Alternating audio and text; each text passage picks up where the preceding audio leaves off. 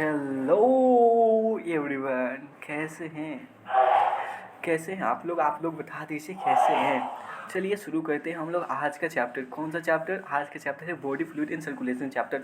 And I saw कि आज के पहले ऐसा चैप्टर, मतलब कि ऐसे ना इस चैप्टर को आप लोगों ने नहीं पढ़ा होगा।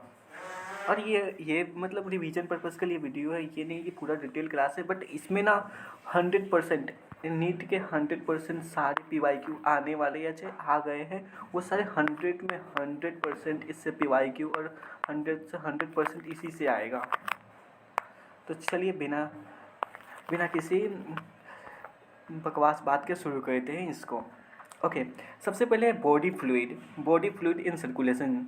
हम लोग पहले जानते हैं कि बॉडी फ्लूइड, हम लोग बॉडी में फ्लूइड होते हैं एंड उसके कैसे सर्कुलर पाथ में चलता है, उसके बारे में हम लोग को स्टडी को क्या बोलते हैं, body fluid and circulation chapter से ही पता चल जाए क्लियर कि हम लोग इसमें जो फ्लूइड वाली बात, जैसे कि हम लोग ब्लड पढ़ेंगे, RBC ऐसा दिस दैट ऐसे पढ़ेंगे। ओके, तो चलिए हम लोग शुरू करते हैं। पहला कि यार ये बॉडी फ्लूइड है क्या है, बॉडी फ्लूइड के अंदर क्या क्या आता है। तो बॉडी फ्लूइड के अंदर आता है एक तो आता है ब्लड आता है, एक आता है लिम्फ आता है। सिंपल, ब्लड और लिम्फ आते हैं। ओके, अब ठीक है, अब हम ना ब्लड को इसको अब उठा कर थोड़ा सा डिटेल में देख लेते हैं, फिर से इसको उठा कर देख लेंगे ना। तो इसको उठा कर देखते हैं ब्लड क्या है भाई। अब ऐसे हमको पूछ दीजिए ब्लड क्या है, तो ब्लड द लिक्विड प्लाज्मा। एक ब्लड में क्या है, ब्लड कैसा पार्ट होता है, एक लिक्विड पार्ट होता है, एक सॉलिड पार्ट होता है। ब्लड कैसा पार्ट होता है, तो एक लिक्विड पार्ट होता है, एक सॉलिड पार्ट होता है। ब्लड कैसा होता है, लिक्विड पार्ट सॉलिड पार्ट। तो लिक्विड पार्ट में कौन आ जाता है, तो लिक्विड पार्ट में आ जाता है प्लाज्मा। कितने परसेंट होते हैं हमारे बॉडी में, 55% प्लाज्मा, और जो बच गए वो कितने हो गए, 45% में WBC, RBC, प्लेटलेट्स, ये सब आ जाते हैं। ओके, अब हम लोग थोड़ा सा प्लेटलेट्स को देख लेते हैं कि प्लेटलेट्स ने हम लोग की NCERT क्या लिखी है। कि प्लेटलेट्स में देखिए कि जैसे कि हम इन जनरल जानते हैं कि प्लेटलेट्स के ऐसे ही हम लोग कोरोना काल में हम लोग देखे थे कि प्लेटलेट्स की कमी हो जाना चाहे। ऐसे हम लोग डेंगू का होता है तो देखते हैं कि प्लेटलेट्स के काउंट में कमी। तो प्लेटलेट्स होता क्या है, ये सब हम लोग जानेंगे। ये सब को करके पहले हम लोग देखते हैं प्लाज्मा क्या होता है। जैसे हम लोग अभी ना अभी हम लोग कोरोना के केस में देखे थे कि plasma transplant, plasma therapy, plasma वो। तो ये प्लाज्मा में होता क्या है, क्योंकि इसको थेरेपी दिया जा रहा था कोरोना से बचने के लिए। उसको देखते हैं कि प्लाज्मा में होता क्या है, डिटेल व्यू जो NCERT ने लिखा है, और प्लस जो एक्स्ट्रा होगा वो। तो जैसे वाटर, अब देखते हैं प्लाज्मा में कितना होता है वाटर। तो प्लाज्मा में मैक्सिमम वाटर होता है, 92% क्या होता है, वाटर होता है प्लाज्मा में। तो कि प्लाज्मा में हम लोग तो अभी जान गए कि वाटर होता है। तो ये सब क्लियर हो गया। अब आते हैं हम लोग यहाँ पे, क्या नाम है, प्रोटीन कितना होता है प्लाज्मा में, प्रोटीन कितना होता है, तो 6 to 7% प्रोटीन होता है प्लाज्मा में। 6 to 7% क्या होता है, प्रोटीन होता है। ओके, उसमें क्या होता है, मिनरल्स होते हैं। इसमें क्या होते हैं, मिनरल्स होते हैं। क्लॉटिंग फैक्टर भी होता है इसमें, प्लाज्मा में क्या होता है, क्लॉटिंग फैक्टर भी होता है। अब आ जाते हैं प्लाज्मा। अब प्लाज्मा में ये जो प्लाज्मा प्रोटीन है जो 6 to 7% था, इसमें कौन कौन से प्रोटीन पाए जाते हैं ये देख लेते हैं। और ये ना नीट में ये कैसे टेबल के फॉर्म में आया था, ये नीट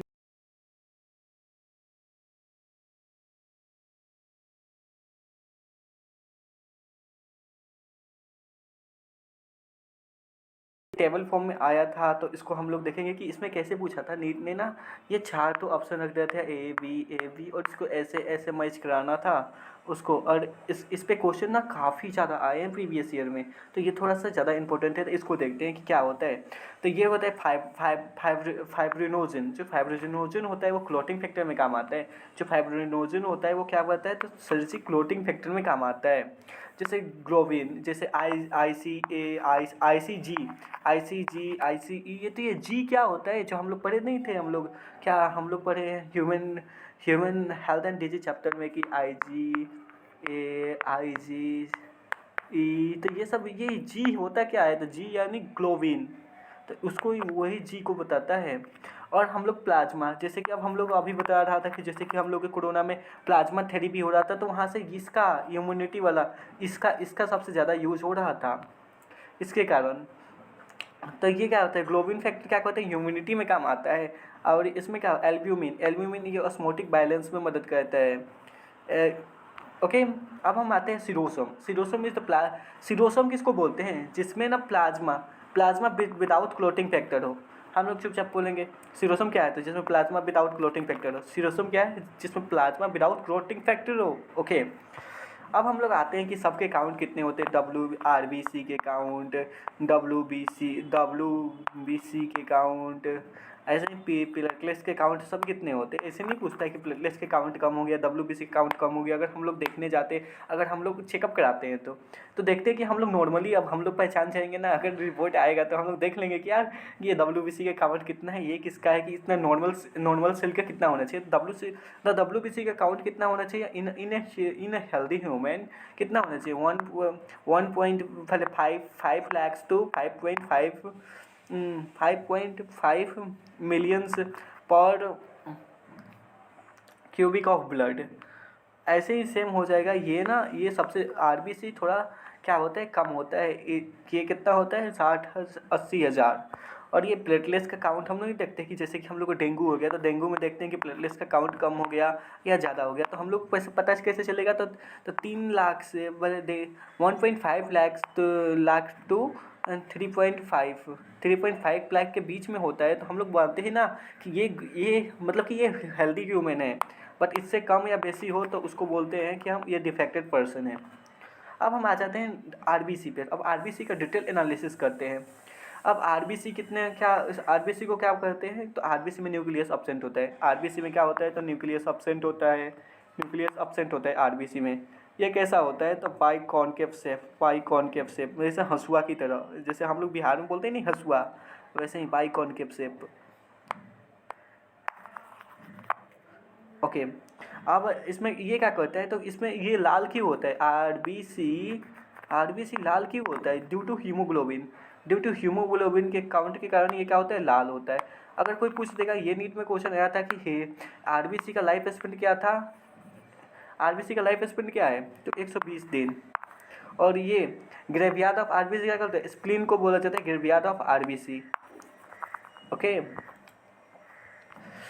तो इतना तो हम लोग समझ गए। अब हम लोग आते हैं यहाँ पे, अब आते हैं WBC। अब ये WBC क्या होता है, तो WBC ये कलरलेस होता है। क्यों कलरलेस होता है, अभी तो बताया ना कि RBC की ऑप्शन और प्रेजेंस से हम लोग कलर को डिसाइड करते हैं ये ब्लड में। तो इसमें ना RBC वाले क्या होता है, हीमोग्लोबिन। इसमें क्या होता है कि हीमोग्लोबिन ऑब्सेंट होता है। तो हीमोग्लोबिन ऑब्सेंट रहेगा तो हाँ क्या बोलेंगे, कलरलेस। हीमोग्लोबिन प्रेजेंट रहेगा तो बोलेंगे कलर रहेगा उसमें। ओके, बट इसमें न्यूक्लियस होता है। क्या हुआ था उसमें, हम लोग अभी हम लोग RBC पढ़े, उसमें न्यूक्लियस ऑप्शन था, बट इसमें है, उसमें क्या कलर हो रहा था, इसमें नहीं हो रहा था। तो ये दो डिफरेंस है, इस पर शायद क्वेश्चन आ सकता है। अब इसमें ना आता है कि इसमें अब RBC के 2 टाइप्स होते हैं, एक होता है ग्रेनुलोसाइट, एक होता है एग्रेनुलोसाइट। एग्रेनुलोसाइट में आता है इस न्यूट्रोफिल, एसिडोफिल्स, बेसोफिल्स। और इसमें आता है एग्रेनुलोसाइट में क्या आता है, माइक्रोफिल्स और लिम्फोसाइट्स। अब जैसे इसको, अब इसके एबंडेंसी पर क्वेश्चन पूछता है क्या कि कौन किसका कितना परसेंट था। इसको सिंपली याद रखेंगे, नीलिमा भाभी। इस पे ना क्वेश्चन, मतलब कि अभी तक ना PYQ में हर साल रिगार्डेड इस पे पूछा ही जा रहा है। और अभी हम लोग को पता है ना, जैसे कि न्यूट्रोफिल्स और मोनोसिस, ये क्या होता है, तो ये क्या होता है, तो ये इसमें ना NCERT ने इसको अच्छे से पॉइंट करके लिखा है। जैसे कि ये हो गया लिम्फोसाइट, तो इसको बताया है कि ये ह्यूमैनिटी में मदद करता है। जैसे ये इओसिनोफिल्स क्या है, ये एलर्जेटिक होता है। इसमें इस ये क्या है, बेसिलियोफिल्स, इसमें क्या होता है, जिसमें इन्फेक्शन एंड सेरेनिन का फॉर्मेशन करता है। या ये क्या होता है कि मायोफेब्रिल्स होते हैं। तो इस पर ना मतलब ये वीडियो देखकर NCERT हल्का सा पढ़ने की ज़रूरत है। अब आते हैं प्लेटलेट्स। अब आते हैं हम लोग प्लेटलेट्स पे। प्लेटलेट्स क्या होता है यार, अगर कोई पूछ दे कि प्लेटलेट्स क्या होता है, तो प्लेटलेट्स प्रोड्यूस तो मेगामाइक्रोसिस, ये कितना होता है, तो 3.5 लाख तो इतना होता है। अगर इसका काम क्या होता है, फंक्शन क्या होता है, अगर हमने प्लेटलेट्स की कमी से क्या होता है कि खून में ना थक्का मतलब कट जाता है, तो ना खून क्लॉटिंग फैक्टर का ये काम करता है। अब आते हैं RBC और WBC। अब आते हैं ब्लड, टाइप्स ऑफ ब्लड। अब आता है types of blood. There are the 2 types of blood, अभी हम लोग कोई पूछते हैं कितने टाइप के ब्लड होते हैं, तो there are 2 types of blood.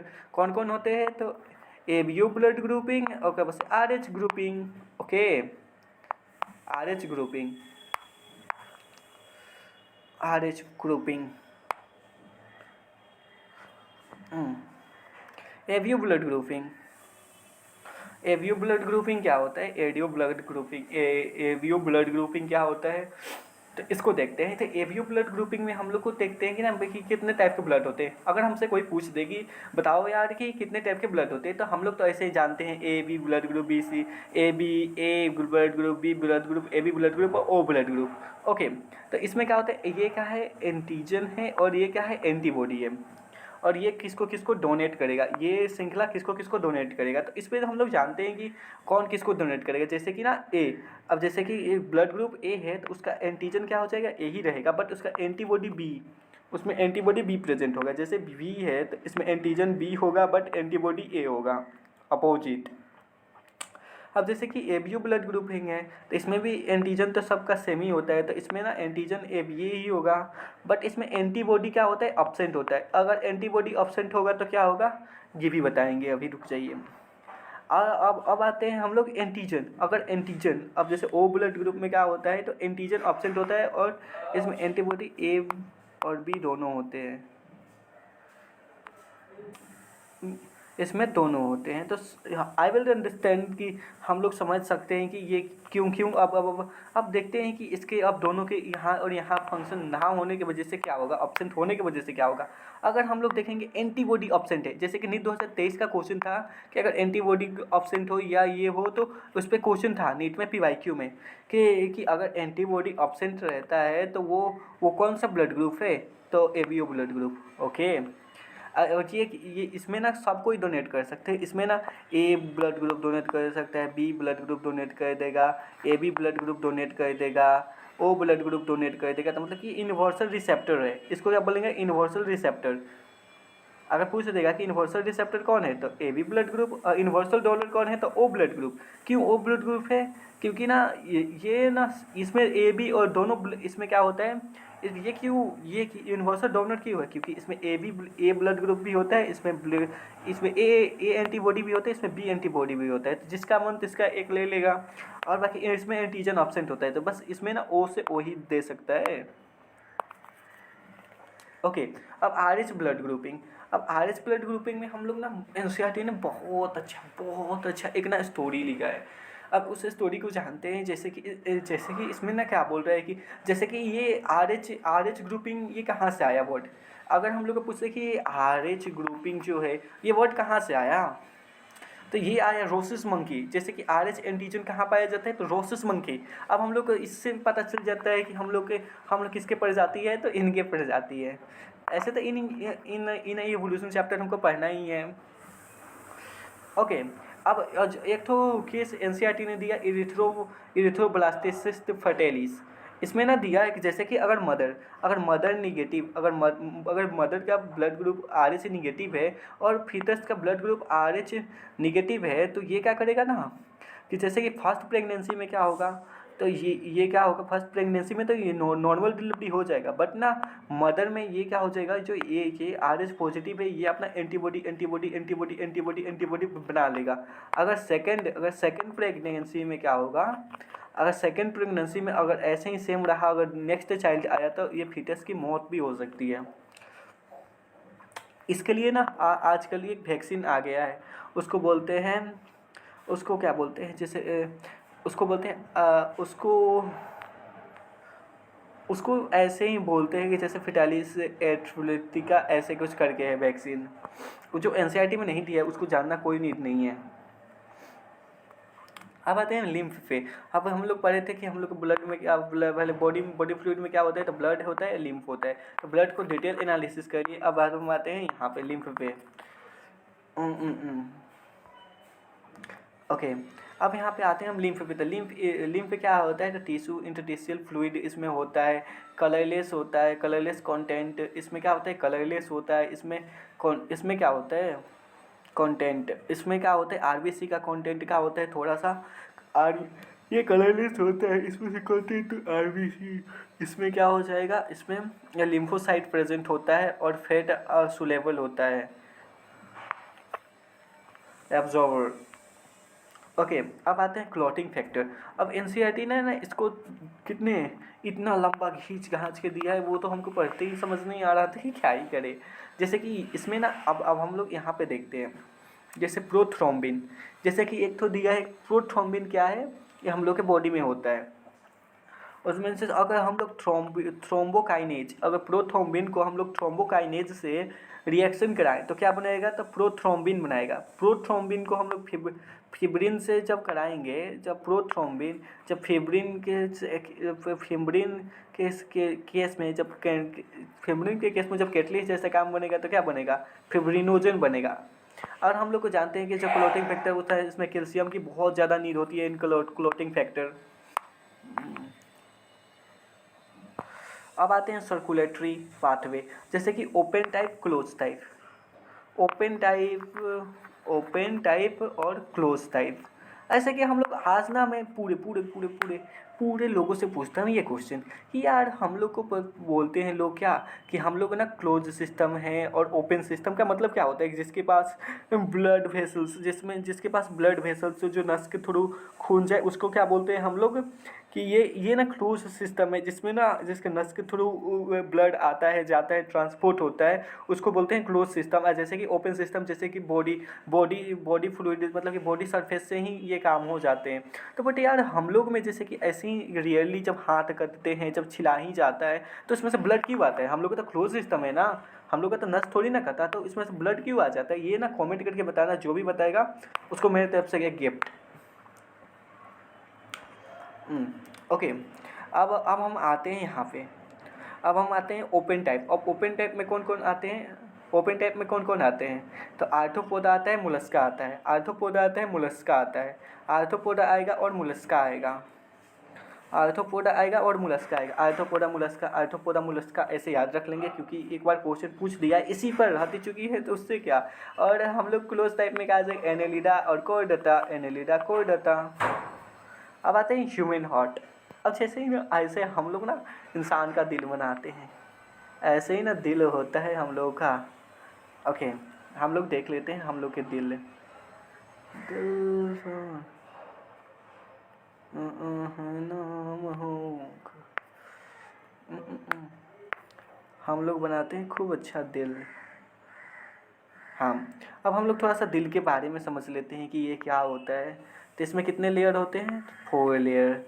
इसमें 4 चैम्बर होते हैं, इसको बोलते हैं राइट, एक इसके जैसे कि इसमें राइट आर्टरी, इसमें क्या होता है, राइट आर्टरी हो जाएगा, इसमें right artery, right vein, right, left artery, right venous. तो ये तो हो जाएगा कि लेफ्ट राइट वाला कॉम्बिनिकेशन। तो इसमें ना हम लोग देख लेते हैं कि कैसे कैसे क्या होता है, कि आप इसमें ना हम लोग ऐसे अभी थोड़ा सा नॉलेज के लिए देख लेते हैं ना। ऊपर टिल्टेड, यहाँ पर क्या होता है, यहाँ पर क्या होता है, तो यहाँ पर एक ना, एक यहाँ पर क्या होता है, यहाँ पे क्या होता है, एसए नोड, जो ऊपर जो राइट आर्टरी के ऊपर होता है, इसमें ना एसए नोड होता है, SA node, SA node, SA node होता है। और यहीं पे, और यहीं पर, यहाँ पर क्या होता है, AV node, AV node, the natural pacemaker of heart, AV node, AV N node, AV node यहाँ पर होता है। और ये ना हल्का सा थिक लेयर होते हैं, हल्का सा थिक लेयर होते हैं। और ऐसे जो ऐसे कनेक्टेड होते हैं, ऐसे कनेक्टेड होते, ऐसे कनेक्टेड होते, ऐसे कनेक्टेड, इसको बोलते हैं प्रेकिंजे फाइबर। जो ऐसे हल्का सा नैरो वेसल्स में होते हैं, नीचे नीचे, उसको बोलते हैं प्रेकिंजे फाइबर। ओके, तो हार्ट का तो स्ट्रक्चर समझ में आ गया। और ये हम लोग का रियल वाला हार्ट नहीं था, ये हम लोग का जो देखते हैं वो वाला हार्ट था। इसे समझना इजी हो जाता है, और इससे ही ज़्यादा करें तो लोग इसी से ही समझते हैं कि यही याद है, इसलिए मैंने ऐसे कर दिया।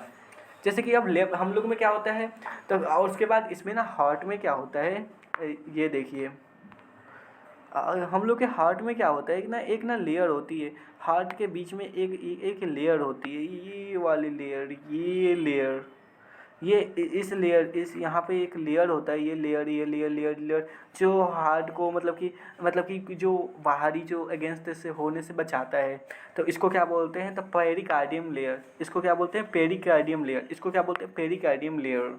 और ये हार्ट कैसा होता है? तो मेसोडर्मल इन नेचर। ये ना मेसोडर्मल इन नेचर होता है। चलिए अब हार्ट का फंक्शन देख लेते हैं जो हमारे को एनसीईआरटी ने लिख कर रखा है। तो हार्ट क्या होता है? तो हार्ट इज मस्कुलर डिवाइस, ये तो हार्ट हम लोग अभी देख लिए, एक मस्कुलर डिवाइस होता है। हार्ट में प्रोटेक्टिंग लेयर होते हैं, उसको कौन होता है? तो कार्डियक पेरिकार्डियक लेयर। उसके बाद हार्ट में कितने होते हैं? तो 2 आर्टरी, 2 वेंटिकुलर होते हैं। उसके बाद इसमें ना जो इसमें क्या होता है? ट्राइकस्किप बॉल और बाइकस्किप बॉल। ट्राइकस्किप बॉल जो राइट आर्टरी और राइट वेंट्रिकुलर में आता है, और लेफ्ट आर्टरी राइट वेंट्रिकुलर पर ये बाइकस्किप बॉल आता है। और एसए नोड क्या होता है? एसए नोड क्या होता है? SA node is the natural pacemaker of heart. SA node क्या होता है? The natural pacemaker of heart. अब और आजकल के ज़माने में ना, जैसे कि आजकल के जो यंगस्टर है वो बोलते हैं क्या, जैसे कि मॉम डैड को ही बोलते हैं क्या कि यू आर माई हार्ट, ये कि you are my sweetheart, ये वो। तो ये तुम दिल हो, ये हो। तो आज से ना ये टर्म हम नहीं यूज करेंगे, हम बोलेंगे you are my SA node. SA node क्या होता है? तो natural pacemaker of heart, जो हार्ट को चलने में मदद करता है। तो आज से ना कोई जो नैना मोजलू हो या कुछ भी हो, तो आज से ना ये टर्म यूज करना शुरू करो, you are my SA node. ऐसे ना थोड़ा डिफरेंट लगेगा, तब लगेगा हम आई एम अ बायोलॉजिस्ट, लगेगा ना बायोलॉजी के स्टूडेंट है। ऐसे यूनिक काम करने चाहिए। ओके, अब हम आते हैं अब आते हैं हम लोग के हार्ट। अब हम लोग आते हैं कि हार्ट का कैसा वर्क होता है, कि कैसे कैसे वर्क करता है। जैसे कि हम लोग आते हैं कार्डियक आउटपुट या कार्डियक साइकिल। तो कार्डियक साइकिल में क्या होता है? तो कार्डियक साइकिल 0.1 सेकेंड में अपना पूरा साइकिल कंप्लीट करता है, 0.8 सेकेंड में। तो ऐसे 0.8 सेकेंड अगर हम लोग को पूछ देगा क्या, अगर हम लोग को पूछ देगा कि हार्ट मतलब कि स्टोक वॉल्यूम कितना होता है? तो 70 ml। स्टोक वॉल्यूम कितना होता है? 70 ml होता है। हार्ट बीट कितना, हार्ट बीट 1 मिनट में कितनी बार धड़कता है? तो 72 बार धड़कता है। और कार्डियक आउटपुट कितना होता है? तो इसको और इसको मल्टीप्लाई कर देंगे तो कितना आ जाएगा? ऑलमोस्ट 5 लीटर आ जाएगा। तो हार्ट बीट से ही हम लोग पता लगा सकते हैं कि हमारे बॉडी में कितना ब्लड है। तो ये सब क्लियर होना चाहिए, इस पे क्वेश्चन आते हैं।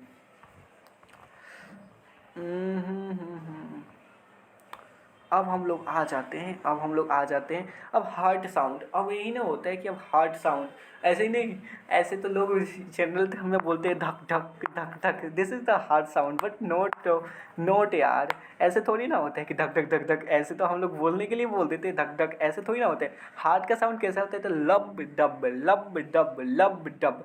ये लब जो होता है ना, वो थोड़ा सा ज़्यादा टाइम, इसमें तो थोड़ा सा ज़्यादा टाइम डिले होता है, जिसमें सबसे ज़्यादा लगता है लब डब, हल्का सा लब डब।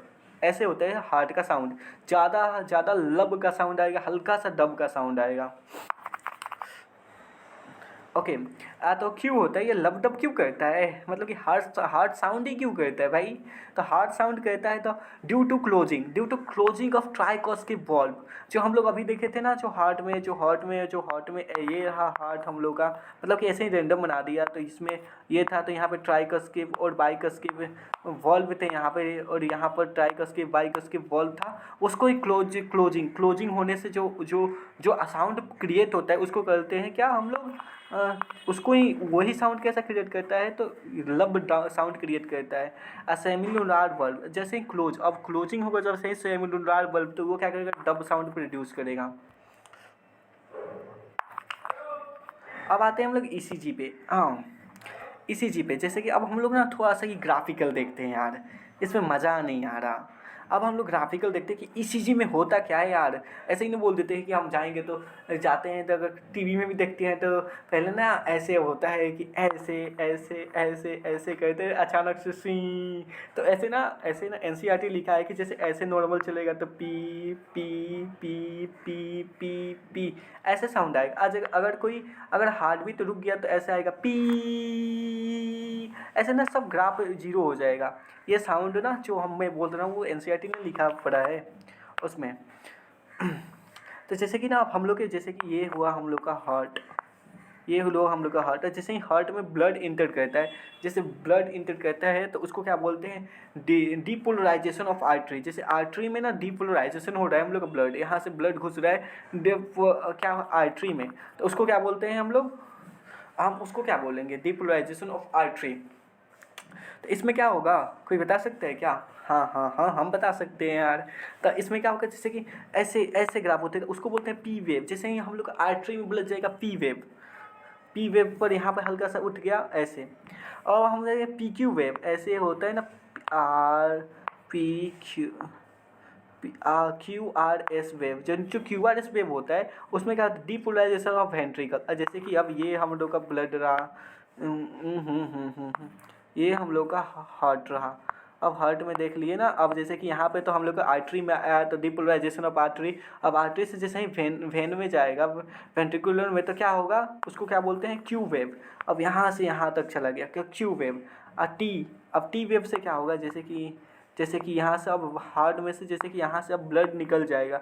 अब यहाँ से निकल के जा रहा है कि हम लोग बॉडी की ओर जा रहा है, तो उसको बोल रहे हैं रीपोलराइजेशन ऑफ वेंट्रिकल। अब वेंट्रिकल यहाँ से क्या हो जाएगा, रीपोलराइज होगा। यहाँ तो हुआ यहाँ वेंट्रिकल, तो वेंट्रिकल से क्या हो जाएगा, रीपोलराइज हो जाएगा। ओके, अब आते हैं क्रोनिकल डिसऑर्डर। और ये डिसऑर्डर तो जैसे कि अब हम लोग आ जाते हैं हार्ट फेलियर। ऐसे शुरू करते हैं हार्ट फेलियर। हार्ट फेलियर क्या होता है, no pump in blood. Heart failure का अर्थ क्या होता है, not pump in blood. But अब हम लोग ऐसे एक्चुअल देखते हैं क्या, अगर हमको हार्ट फेलियर और कार्डियक अरेस्ट में क्या अंतर है, हार्ट फेलियर और कार्डियक अरेस्ट में क्या अंतर है। तो हार्ट फेलियर में बोलते हैं कि ब्लड नो पंप कर रहे हैं। कार्डियक अरेस्ट में क्या होता है कि हार्ट मसल सडनली डैमेज, ये भी एनसीईआरटी ने लिखा होता है। और जो ये घंसता होता है, इसमें क्या होता है, तो इसमें क्या होता है, छाती मतलब कि ना चेस्ट पेन शुरू हो जाता है when O2 is not rich in heart muscle. अब हार्ट मसल को इसमें O2 नहीं मिलता है, तो ये बीमारी हो गया। अब आते हैं क्रोनिकल आर्टरियल डिसऑर्डर। इसमें क्या होता है कि नैरो वेसल्स, इसमें क्या होता है, तो narrow vessels of arterioles due to calcium, हम लोग फैट और कोलेस्ट्रॉल। जैसे जो ज़्यादा फैट खाते हैं, कोलेस्ट्रॉल खाते हैं, ज़्यादा फैट खाते हैं और कोलेस्ट्रॉल खाते हैं, जैसे कैल्शियम का भी लेवल ज़्यादा हो जाता है, तो ये ब्लड होते हैं, ये ब्लड वेसल्स हैं।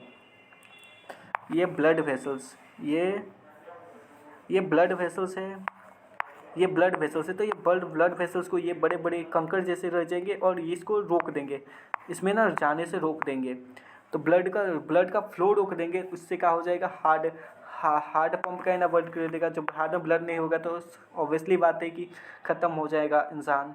अब आते हैं कि बीपी, ऐसा नहीं बोलते कि इनका बीपी हाई हो गया, उनका बीपी हाई हो गया। बीपी हाई मत करो कि भैया बीपी क्या होता है। अगर हमको डॉक्टर आता है तो पहले बीपी चेक करते हैं, तो बीपी का नॉर्मल स्टेज कितना होता है, एवरी पर्सन को पता होना चाहिए कि बीपी होता क्या है। तो बीपी का हम लोग का ऐसे ऑन एवरेज कितना होता है, 120/80 होना चाहिए, 120/80 होना चाहिए। इन नॉर्मली हम लोग का 120/80 होना चाहिए। बट ऐसे जैसे कि अब बीपी कम और बेसी इसमें से हो जाए, तब हम लोग बोलते हैं कि उसको हाइपरटेंशन की बीमारी हो गई है। तो ये रहा हम लोग का chapter, thank you so much. और हम लोग को कमेंट करके बताइए कि क्लास कैसा लगा। कमेंट करके बताओ कि कमेंट में कैसा लगा क्लास, क्या मॉडिफिकेशन चाहिए, क्या क्वेश्चन भी इसके साथ करा दे। जो भी हो आप लोग ना क्लास में मतलब कि ये बता दीजिए कि क्या ही हम लोग चेंज करें, क्या हम लोग नया करें आपके लिए। केस भी बना देता हूँ बाबू का। ओके बाय, तब तक मिलते हैं, आप लोग ऐसे ही पढ़ते रहिए।